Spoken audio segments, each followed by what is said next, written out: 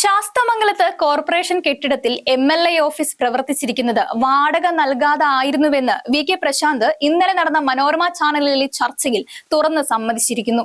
ഒടുവിൽ ശ്രീലേഖ ഓഫീസിനു വേണ്ടി വാദമുന്നയിച്ചപ്പോഴാണ് കുടിശ്ശികയായിരുന്ന വാടകയെല്ലാം ഒരുമിച്ച് കൊണ്ടടച്ചതെന്നും പ്രശാന്ത് സമ്മതിച്ചു. കോർപ്പറേഷൻ CPM ഭരിച്ചിരുന്ന കാലത്ത് വാടക എന്നതൊക്കെ ചുമ്മാ പേരിനൊരു നിയമസാധുത എന്നത് മാത്രമായിരുന്നെന്നും CPM നേതാക്കളും അണികളും തങ്ങൾക്ക് ഇഷ്ടമുള്ള പോലെ കോർപ്പറേഷന്റെ സ്വത്തുക്കൾ സ്വന്തമായി അനുഭവിച്ചു വരികയായിരുന്നുവെന്നുള്ള BJP ആരോപണം ശരിവെക്കുന്ന വാക്കുകളായിരുന്നു പ്രശാന്തിന്റെ സമ്മതത്തിലൂടെ പുറത്തു വന്നത്. എന്നാൽ അതേ ചർച്ചയിൽ തന്നെ കോൺഗ്രസ് പ്രതിനിധിയായി പങ്കെടുത്ത അനിൽ ബോസ് കൂടുതൽ ഗൗരവകരമായ ആരോപണങ്ങൾ പ്രശാന്തിനെതിരെ ഉന്നയിക്കുകയായിരുന്നു. ശാസ്തമംഗലത്ത് കോർപ്പറേഷൻ കെട്ടിടത്തിൽ ഓഫീസ് പ്രവർത്തിപ്പിക്കുന്ന പ്രശാന്ത് MLA ഹോസ്റ്റലിൽ തനിക്ക് അനുവദിച്ച മറ്റു മുറികൾ സ്വകാര്യ വ്യക്തികൾക്ക് ഉപയോഗിക്കുവാൻ നൽകിയിരിക്കുകയാണെന്നാണ് അനിൽ ബോസ് ആരോപിച്ചത്. അതിൽ ഒരാൾ കോർപ്പറേഷനിലെ പ്രവർത്തികൾ നടത്തിവരുന്ന ഒരു കരാറുകാരനാണെന്നും അയാൾ MLA ഹോസ്റ്റലിൽ ദീർഘകാലം സ്വൈരവിഹാരം നടത്തുകയായിരുന്നെന്നും അനിൽ ബോസ് ആരോപണം ഉന്നയിച്ചു.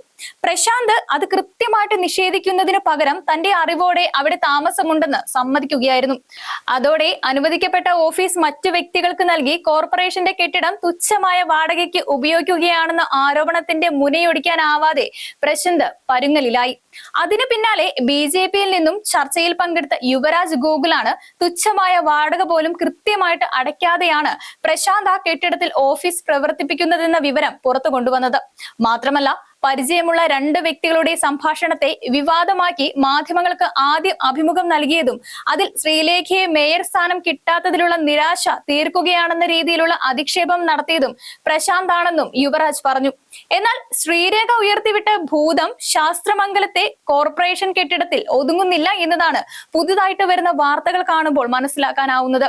കോർപ്പറേഷന്റെ ഉടമസ്ഥതയിൽ എത്ര കെട്ടിടങ്ങൾ ഉണ്ടെന്ന വ്യക്തമായ കണക്ക് പോലും എഞ്ചിനീയറിംഗ്, റവന്യൂ, ആരോഗ്യ വിഭാഗങ്ങളിൽ ഇല്ല എന്നതാണ് ഇപ്പോൾ വരുന്ന പുതിയ വിവരം.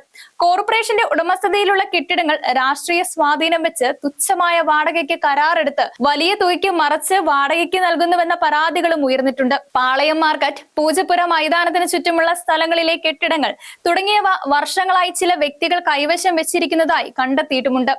ഇവിടങ്ങളിലെ ചില കടകളും തിരുമല ഷോപ്പിംഗ് കോംപ്ലക്സ്, പേരൂർക്കട ഉൾപ്പെടെയുള്ള മാർക്കറ്റുകളിലും കടമുറികളിലും കച്ചവടം നടത്തുന്നത് കോർപ്പറേഷനുമായി കരാറിലേർപ്പെട്ട വ്യക്തികളല്ലെന്നും കോർപ്പറേഷൻ കണ്ടെത്തിയിട്ടുണ്ട്.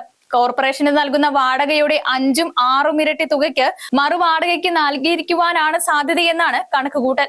കോർപ്പറേഷനുമായി കരാറിലേർപ്പെട്ട വ്യക്തി മരണപ്പെട്ടിട്ടും കെട്ടിടങ്ങൾ തിരികെ നൽകാത്ത സംഭവങ്ങളും കോർപ്പറേഷന്റെ പ്രാഥമിക അന്വേഷണത്തിൽ തെളിവായിട്ടുണ്ട്. കോർപ്പറേഷൻ മേയറായി സ്ഥാനമേറ്റെടുത്ത VV രാജേഷ് ആദ്യം തന്നെ വ്യക്തമാക്കിയത് ഇത്തരത്തിൽ കോർപ്പറേഷന്റെ ആസ്തികൾ അനധികൃതമായി കൈവശം വെക്കുന്നവരെയെല്ലാം കണ്ടെത്തുമെന്നതായിരുന്നു. MLAയുടെ കാര്യം പൊതു ഓഫീസ് ആയതിനാൽ ഇളവ് നൽകുമെങ്കിലും സ്വകാര്യ വ്യക്തികൾ തങ്ങളുടെ ലാഭത്തിനായി തുച്ഛമായ നിരക്കിൽ കോർപ്പറേഷൻ കെട്ടിടങ്ങൾ കൈവശം വെച്ചിട്ടുണ്ടോ എന്നത് പരിശോധിക്കുമെന്നും മേയർ വ്യക്തമാക്കി. തദ്ദേശ സ്വയംഭരണ തെരഞ്ഞെടുപ്പിൽ തിരുവനന്തപുരം കോർപ്പറേഷൻ BJP പിടിച്ചത് വലിയ വാർത്താ പ്രാധാന്യം നേടിയതാണെങ്കിലും ഇത്രയും വലിയ ഇമ്പാക്ട് ഉണ്ടാകുമെന്ന് ആരും പ്രതീക്ഷിച്ചിരുന്നില്ല. 1972 മുതൽ കോർപ്പറേഷൻ ഭരണം കൈയാളുന്ന CPMന് 53 വർഷത്തിന് ശേഷമാണ് ഭരണം നഷ്ടമാവുന്നത്. മറ്റൊരു രാഷ്ട്രീയ പാർട്ടിയുടെ ഇടപെടലില്ലാതെ അരനൂറ്റാണ്ട് ഭരണം കൈപ്പിടിയിലായതിനാൽ CPMന് സ്വാധീനമുള്ളവരായിരുന്നു പല കരാറുകളും നേടിയിരുന്നത്. താൽക്കാലിക നിയമനങ്ങളിലും പാർട്ടിയുടെ കൈ ഉണ്ടായിരുന്നുവെന്ന് ആര്യ രാജേന്ദ്രൻ തിരുവനന്തപുരം ജില്ലാ സെക്രട്ടറിക്ക് അയച്ച കത്ത് പുറത്തു വന്നപ്പോൾ വെളിവായതാണ്.